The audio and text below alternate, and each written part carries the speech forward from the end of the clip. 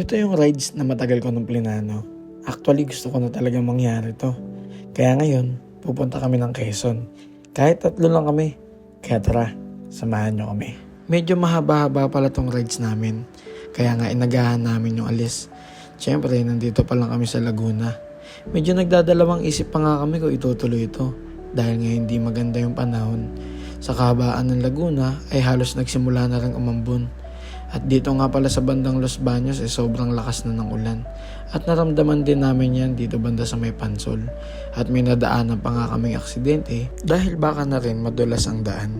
At pagdating naman dito sa may lagpas ng Los Baños ay kumanan na kami. Dahil sa Lumban nga kami dadaan. Nagdadalawang isip pa kami kung itutuloy namin to.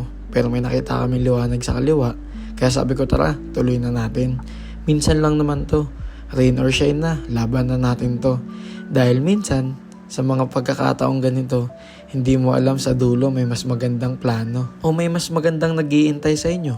Malay nyo sa dulo, di na pala umuulan. Kaya sabi ko tara, go na natin. Plinano na rin naman natin to. At matagal na namin talaga tong gustong mangyari. Yun nga lang, hindi kami kumpleto. At uminto muna kami dito para mag-almusal at kumain panandalian. At syempre, kasabay na rin yung pahinga. Kasama nga pala natin si Romel at si Vince. What's up guys, no? So yung next stop natin is Lucena. Sariaya, Lucena, tapos Pagbilao, then Timona, tapos Gumaka, tapos Calao. Let's go! After nga namin kumain ay umalis na lang kami agad dahil mahaba-haba pa yung babiyahihin namin. Siyempre, ilang bayan pa yung dadaanan namin para makarating kami doon sa pupuntahan namin. At ang kagandahan nga pala nito ay naka-Freedcon intercoms kami dahil hindi kami nabuboring sa biyahe. Siyempre, samahan na rin natin ang malupit na gulong na quick tire na velocity kaya sobrang kapit. Tara, mabalik tayo dito. Akala nga namin sa part na to ay titigil na yung ulan. Pero nagtuloy-tuloy pa rin. Pero sabi ko, go na natin dahil minsan lang naman to. Yung mga gantong pagkakataon at sa mga gantong scenery ay hindi naman to nangyayari pag nasa Metro Manila ka. Madalas ay mainit. At minsan ka lang din maka-encounter ng ganitong paligid na napakaganda. Sa sobrang dami ng dinaanan namin, hindi na namin makita or malaman kung nasan na ba kami. At nadaanan nga pala namin tong arko ng Lucena. Kaya nasabi ko na malapit na kami. May share ko na rin sa inyo, dati nga pala ako nagtatrabaho sa may Pagbilao. Kaya medyo kabisado ko yung lugar. At ang medyo maganda sa part na to, tumigil na nga pala yung ulan. Kaya natuwa kami dahil alam namin, meron na kami magandang biyahe.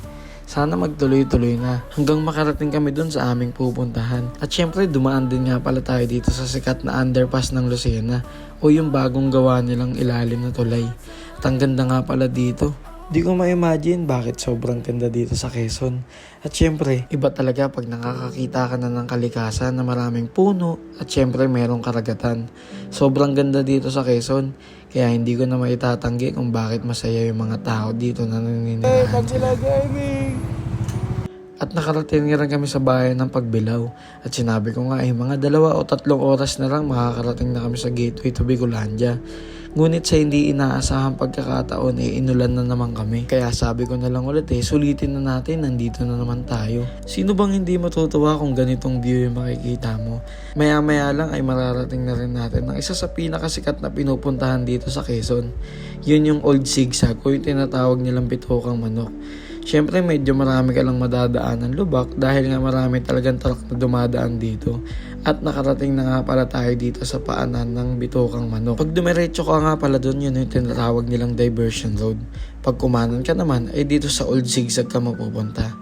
At tara, akitin natin para makita nyo kung gaano kaganda tong Bitokang Manok pag nandito ka na sa taas. At ito nga pala yung view pag nandito ka na sa taas ng Bitokang Manok. Sobrang mawawala yung pagod mo kahit sobrang layo ng biyahe nyo. Dahil sino ba naman ako para hindi ma-amaze sa mga gawa ni Lord na ganito. Sobrang ganda. At nagpatuloy na rin kami sa biyahe dahil alam naming 2 oras pa bago kami makarating dun sa paroroonan namin. At nakarating na rin kami dito sa Atimonan. Medyo malayo pa. Siyempre nag-i-enjoy kami sa mga view dito. Dahil yung mga ganitong view ay hindi mo naman makikita pag nasa Manila ka. At syempre sa Manila halos makikita mo ay puro building na. At wala ka nang halos makitang puno o yung mga dagat na kagaya nito. Yung mga gantong scenery, susulitin mo talaga pag nandito ka. Kaya sobrang ma-amaze ka pag nakita mo na. Beneath the stream, nature's wonders in a dream. Feel the breeze, it's oh so kind. Leaves and flowers intertwine. Forest heart is beating, my nature's song in perfect time. At nagpatuloy na rin kami dahil malayo-layo pa ngayong aming pupuntahan. At syempre dito nga pala kami dumaan sa Gumaca Bypass Road. Isa sa mga nagpasaya sa amin dito na akala namin ay tapos na or hanggang dun lang sa dagat yung makikita namin. Dahil nung umakyat kami dito sa Gumaca ay meron pa palang mas magandang view na makikita mo halos lahat nung nakita mo kanina. Grabe, akala ko hanggang dun lang. Kung nakikita nyo sa personal napakaganda niyan. Lalo pag nakakakita ka ng maraming puno at syempre yung magagandang view ng kapaligiran. Wala kang ibang maririnig dito kundi huni ng mga ibon, hampas ng mga hangin at syempre yung ingay ng motor natin. Yun lang naman usually maririnig mo pag nandito ka dumaan sa bypass road. At ito nga pala yung view na sobrang ganda.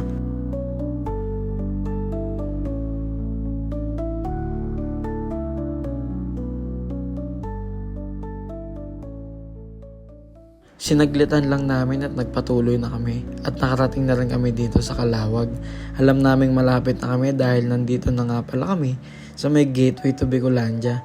Ito lang naman yung purpose namin o yung gusto namin puntahan dahil hindi kaya nung biyahe namin dahil may trabaho pa kami kinabukasan.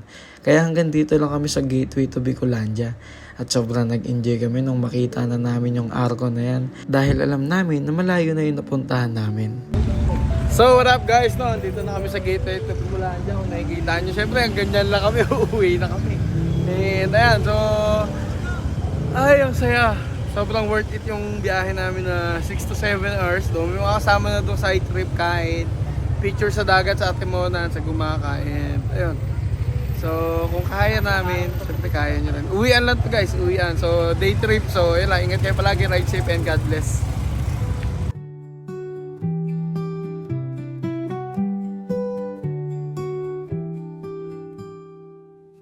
Sunrise whispers to the leaves. In the morning light they weave. Golden glimmers touch the trees. At napag-isipan na rin namin umuwi agad dahil hindi kami pwedeng magpagabi dahil hindi namin kabisado yung daan dito at syempre para sa safety na rin namin para makarating din kami ng maaga at makapagpahinga at makabawi rin ng tulog. Syempre, nag-enjoy naman kami sa buong araw na biyahe. Syempre, sobrang saya at marami kami babauning magagandang alaala. Isang araw lang tong biyahe na to, pero sobrang nag-enjoy kami. Alam kong marami pang magandang lugar dito na hindi pa namin napuntahan o hindi namin na-explore dahil nga isang araw lang din yung gusto namin biyahe, kaya umuwi na rin kami agad. Pero malay nyo, susunod mapuntahan natin yan. Lalo na ngayon, may drone na tayo magagamit para mas makita mismo yung pinakamagandang lugar at yung pinakamagandang scenery dito sa lugar ng Quezon. At nasa harap nga pala natin yung Mount Banawe. Ito yung mga memories na pwede mong gawin kasama yung barkada mo, 2 kayo, 3 kayo o kahit marami pa kayo. Na sobrang mai-enjoy nyo yung mga bagay o yung mga view na pag nandito na kayo. Promise, sobrang sulit yung 14 hours na biyahe namin, papunta at pauwi. Hindi kami nagsisisi dahil nakita namin yung mga ganitong breathtaking na scenery. Sobrang nag-enjoy kami at sana nag-enjoy din kayo sa vlog ko. So yun lang, magkita ulit tayo sa susunod na vlog. Mag-iingat kayo palagi at syempre sana sa susunod, kasama ko na kayo dito sa rides ko. Ride safe and God bless sa inyo. Kahit inulan kami dito, pauwi kami, nag-enjoy naman kami.